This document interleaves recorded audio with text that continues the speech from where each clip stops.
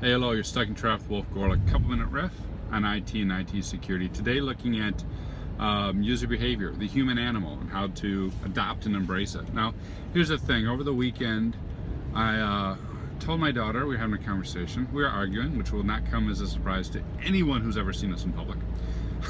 And I said, look, I see myself personally as this roving, ranging animal, right? With this thin veneer of civility, this thin veneer of rationality that keeps me adding value, keeps me out of trouble, and occasionally lands me on YouTube.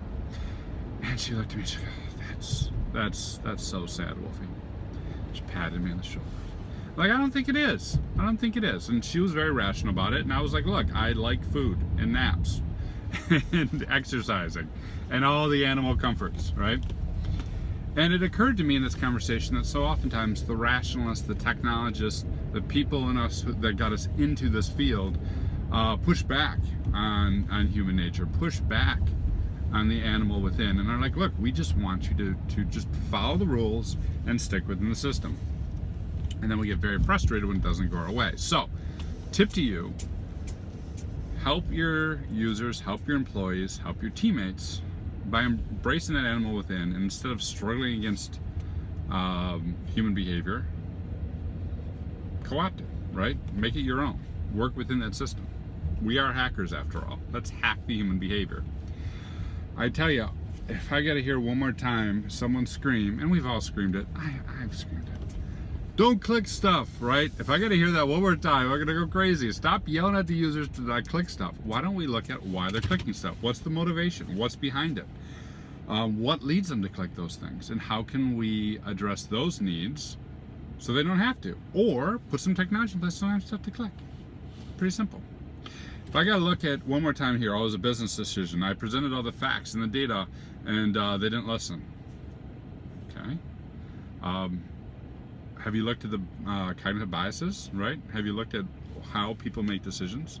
Have you told a good story with your data? Or just go, here's a pie chart, here's a bar chart, here's the facts, here's how much money I need. Rather than pushing against that, let's co-opt it. And finally, I'll leave you with one other thought, is that people tend to act very instinctively, right? A lot of stuff we do is intuitive. We just do it, we just do it, we just do it. How did that intuition begin? If you think about it, people are only born, right, tasting sour and sweet. All the rest of the tastes we develop over time. And bitter is a taste that almost no one likes when they're born. But then we adopt, coffee habits and everything else. How do we get there? Well, we got there by getting better information, better experiences, and creating new intuitions.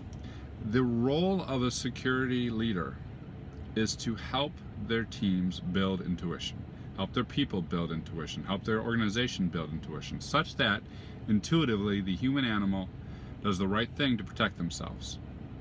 And whenever we're yelling, don't click stuff, or fighting against the human animal, we're not focusing in on building that intuition. We're trying to build another system, another set of rules, and another way for us to be frustrated.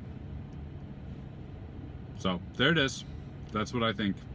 Got a good story about working within user behavior or co-opting the normal human animal to help them build intuition? Please let me know.